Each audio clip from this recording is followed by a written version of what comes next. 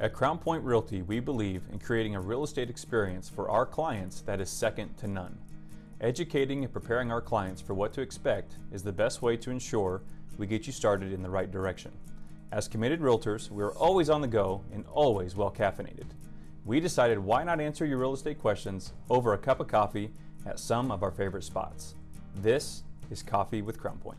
Hey everybody, welcome back to Coffee with Crown Point. This episode, Jared, welcome back. Thanks. Jared's on our team, has been with us for 5 years. We're going to just have kind of an open dialogue about what is it like to be a realtor. It's something that we get questions about all the time. I'm constantly on the phone or at coffee with somebody who's thinking about getting into real estate, and they really just want to know what's it all about. You know, what's it really like every day in the life of a realtor. So We'll start that conversation. We have a couple different perspectives. I've been doing this for a little over 14 years.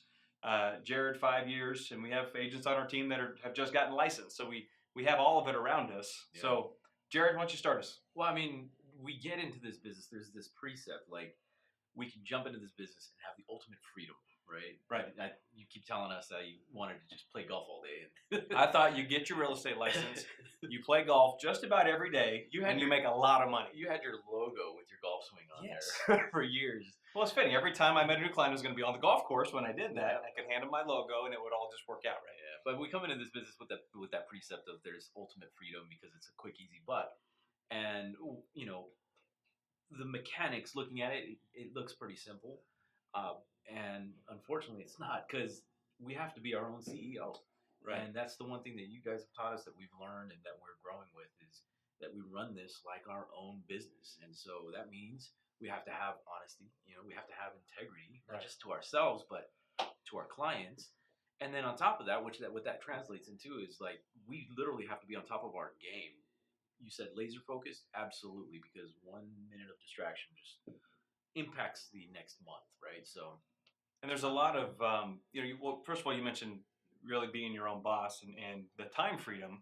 And that's one of the most attractive things about getting into real estate for people is you set your own hours. You're your own boss. You're usually 1099 and you make your own schedule. You're CEO of your own business, like you just said.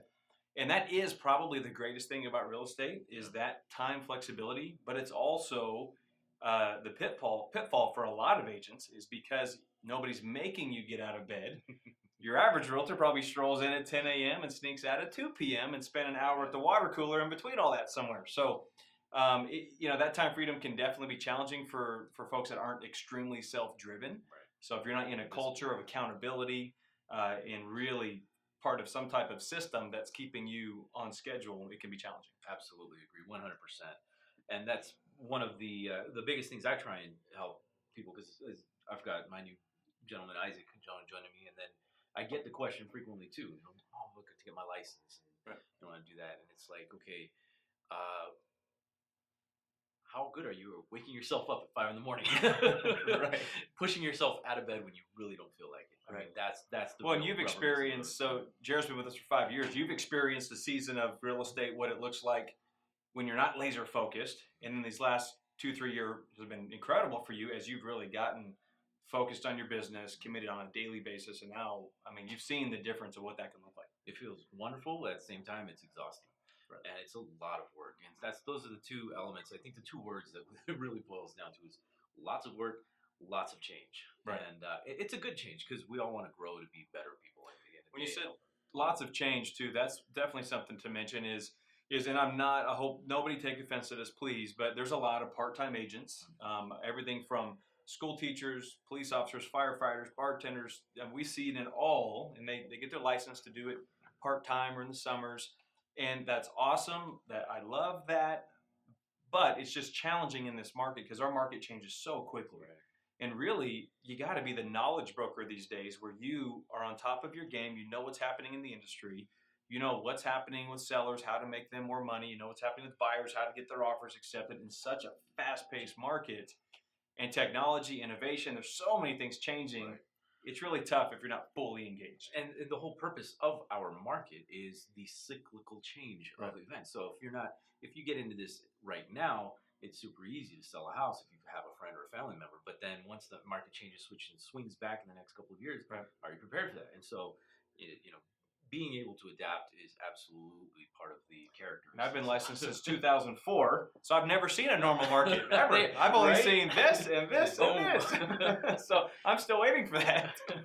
One thing that we wanted to mention too is, I always try and share with folks, some things, some of the pitfalls that I see. A lot of people get into the business, they're very excited about it, but I think very commonly there's just a misconception. They do think it might be you just step in and it just comes now. I like looking at homes. I like people. I'm going to sell lots of homes. But there's a reason why your average realtor in the country sells 5 homes a year, something like that. And the turnover rate is like 9 out of 10 over the first 3 or 5 years. Exactly. I think 8 out of 10, fail in the first year last I heard, or something like that. But I think a lot of people get in not realizing how hard the work is, how much there is to learn. The learning curve is very large. Really the mindset of I'm going to go to school for a year. It's like almost getting a small degree or Honestly, something. Yeah. No, truly it is. I mean, that first year, most schools only teach you how to pass the test. Sure. And then it's actual reality hit the streets. What do you do? And we've seen it so many times where you think you're going to go to 100% brokerage or some sort of self-motivating group, but it's at the end of the day, the culture is massively important, right? Because that reality hits real quick. Yep. And that's the second thing is another thing I see is folks just run out of money. Yep. They weren't prepared for the investment, how to get the business cards made and the yard signs made and to market your seller's home properly and the type of money this takes. That's a challenge. So you got to be prepared for that up front. And then, yes, if you're getting into the business, having some type of mentor or training, whether it's a team type atmosphere or there's somebody who you're just going to be able to ride their coattails, you got to learn. I think a lot of people get in, they're excited, they're great with people, they mean well, and they want to learn, but they're just lost. They don't know what to do, and you need that guidance. So to get back to the question, what is it like to be a realtor? Lots of classes, lots of training, lots of time blocking. This is a marathon of time management is kind of how I label it. With weekly sprints of changes every week, especially if we're under the coaching environment, which is what I totally love. Exactly. And balancing all that with your family. Yes. I mean, that work-life balance is one of the biggest challenges. That's a whole nother conversation. Right. But it's essential, and you have to have that in this business too. So, well, you said it best. It's a family business, right? And going into this with the idea of doing this on your own, you've got to have the buy-in with the family and the support of your family and friends, really, to have the success. If you're married, even if your spouse is not licensed, they essentially are. I mean, they're in the business with you when you're taking that phone call in the middle of dinner, and you're stepping out in the birthday party. That type of thing. As you build your business, this is the type of reactions you have to be successful and to build that business. And that's the cool thing about it is if you got the buy-in from everybody else, you're going to do great too. Right. But I will say this, and we'll close with this: if there's one business that you can get out what you put into it, sky's the limit. Absolutely. It can be an incredible career. I love it. I know Jared loves it. Yes, sir. Our whole team loves it. Not for everybody, but it's amazing for those people who can really run their business like a CEO. And always be willing to keep learning because it keeps changing. Yeah, man. So, Thanks a lot, man. Jared, thanks, man. All right, guys, we'll see you next week again on Coffee with Crown Point.